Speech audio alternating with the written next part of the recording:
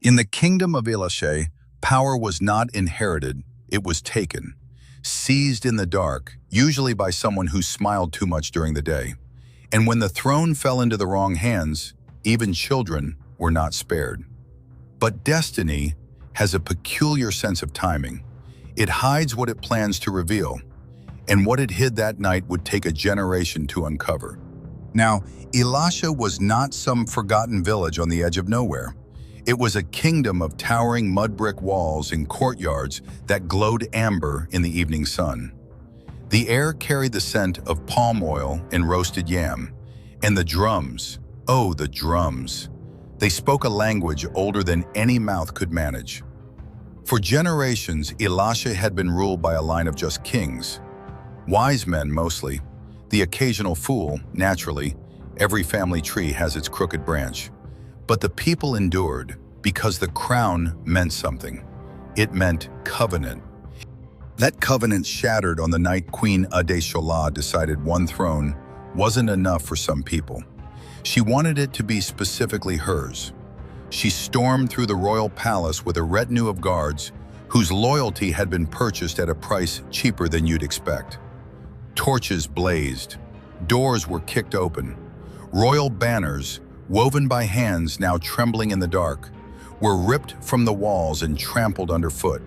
Servants scattered like leaves before a storm, pressing themselves into shadows, praying to become invisible. And through it all, Adetunji's voice rang out, cold, sharp, and utterly without mercy. "No heir must remain. The throne belongs to me." She said it the way someone might announce dinner. Matter of fact, final, as though erasing a bloodline were simply an item on her evening agenda. Now, a sensible person, hearing those words, might have run, might have hidden under a bed and hoped for the best. Princess Morenike was not sensible. She was brave, which historically speaking is far more dangerous. She clutched baby Adetunji to her chest, his tiny fingers curled around the fabric of her wrapper, utterly unaware that his life was being measured in minutes. Morenike could hear the boots on the stone floors, getting closer. Her heart hammered so loud she was certain the guards could hear it. And then, like a ghost from the smoke, the old priest appeared. Baba Ifashola. His face was lined with decades of prayer and worry, and tonight it carried both. Morenike pressed the child into his arms with hands that did not shake, though they had every right to. "Take him," she whispered. "If he lives, hope lives." 5 words. That was all she had time for. She didn't wait for a reply. She turned and walked the other way, toward the torchlight, toward the sound of iron and anger, drawing the guards away from the only thing that mattered. She did not run. Running would have looked like fear. Instead, she walked with the kind of calm that only the truly desperate can summon. History does not record what happened to Morenike after that, but Ilasẹ remembers her name, and that, perhaps, is enough. Baba Ifashola moved through the night like a man who had rehearsed this path in his dreams. Past the outer walls, through the cassava fields, into the embrace of the sacred forest, where the air turned thick and cool, and smelled of wet earth and ancient bark. By dawn, he reached the hidden shrine, a place so deep in the forest that even sunlight arrived late. He set the child down before the old stone altar, and for the first time that night, he allowed himself to breathe. The kingdom had forgotten its future, but the forest would protect it.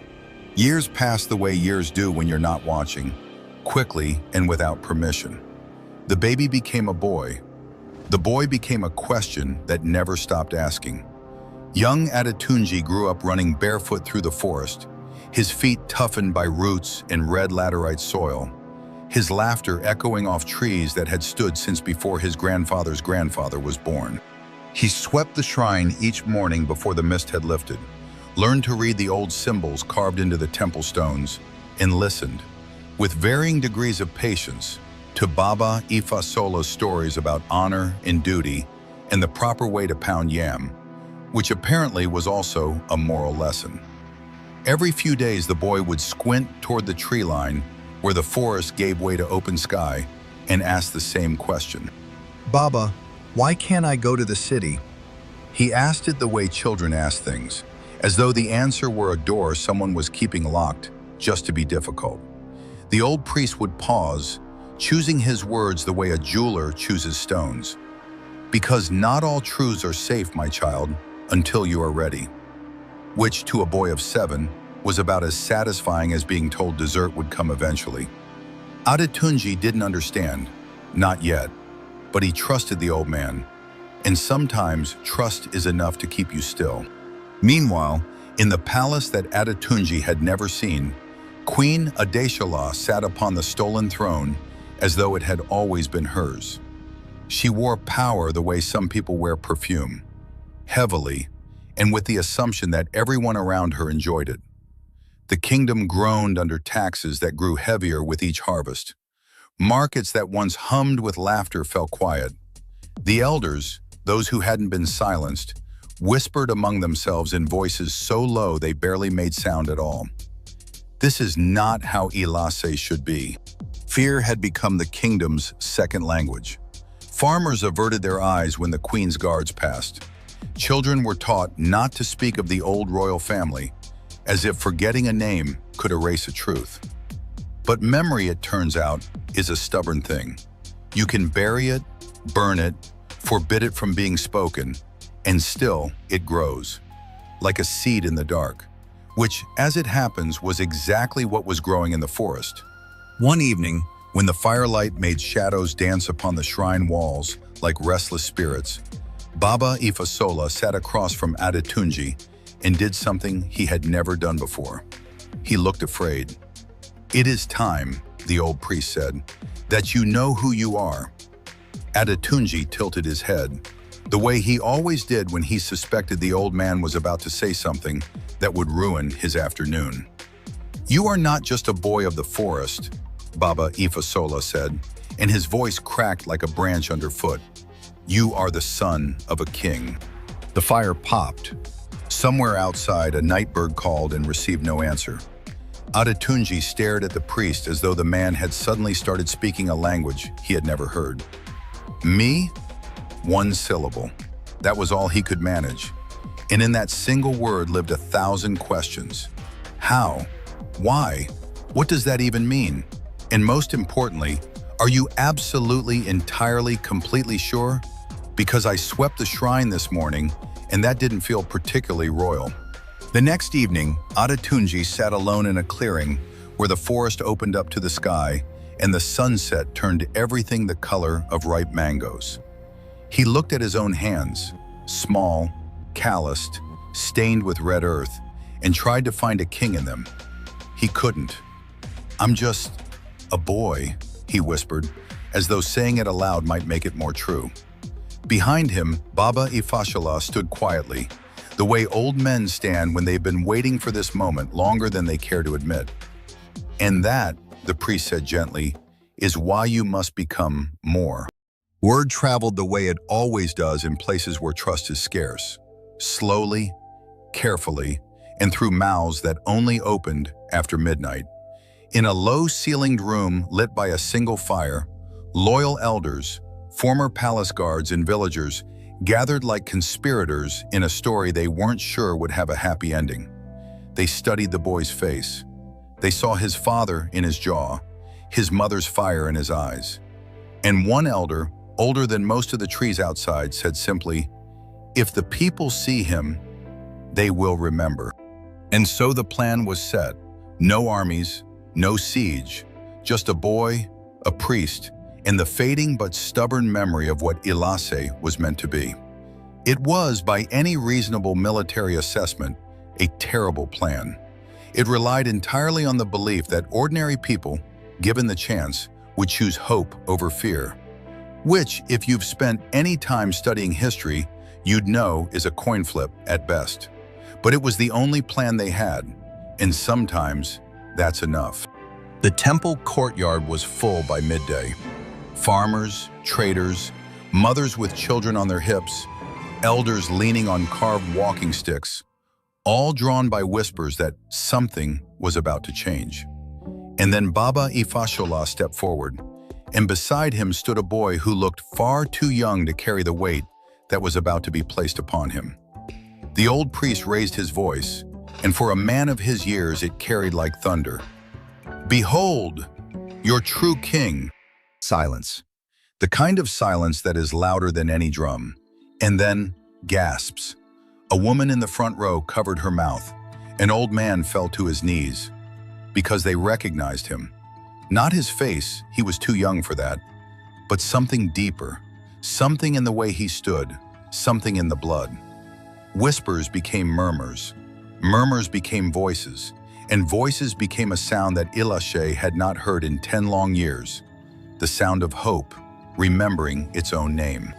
A simple crown, gold, worn smooth by the heads of better men, was placed upon Adetunji's head. He looked small beneath it, almost comically so, but his eyes were steady and his hands did not tremble. And when the crowd erupted, "The king! The king!" he did not flinch. He stood the way his mother had stood on the night she gave him away, with a calm that only the truly brave can hold. Queen Adetunji arrived, of course. She always did have impeccable timing for the wrong moment. She stormed into the courtyard with her guards, expecting the usual: fear, submission, averted eyes. What she found instead was a wall of people who had simply decided, all at once, that they were done. No swords were drawn, no blood was spilled. The people just stood. And in that standing was a power greater than any army. Her guards looked at the crowd, they looked at their queen, and one by one, they lowered their spears. Adetunji's reign did not end with fire or fury. It ended with silence, which for a woman who had always demanded to be heard, was perhaps the most fitting punishment of all. Now, if this were a simpler story, it would end here. Crown on head, villain defeated, everyone lives happily and so forth. But Ilasẹ was not a simple kingdom, and Adetunji was not a simple boy. The crown did not make him a king, it merely gave him permission to try. And try he did. He sat with the elders and listened more than he spoke, which, for a young man, is practically a miracle. He walked the broken roads of the kingdom, not on a horse or in a litter, but on his own 2 feet, the same feet that had run barefoot through the forest. He helped rebuild market stalls with his own hands. He learned the names of farmers and the ages of their children. He did not pretend to have all the answers, and the people, who had been lied to for so long by someone who claimed to know everything, found that honesty, even uncertain honesty, was a relief they hadn't known they needed. One evening, as the sun melted into the horizon and painted the palace walls in shades of amber and violet, Adetunji stood on the balcony beside the man who had carried him through the dark all those years ago. "I thought a king had to be strong," Adetunji said quietly, watching the kingdom stretch out below him like a promise. Baba Ifashola smiled, the slow, knowing smile of a man who has waited a very long time to hear exactly that. "A king must be wise enough," the old priest said, "to learn first." He was hidden, so he could grow. He was small, so he could learn. And when the time came, when the forest could no longer contain what destiny had planted, the boy became the king the people needed. Not the king who conquered, not the king who punished, but the king who listened.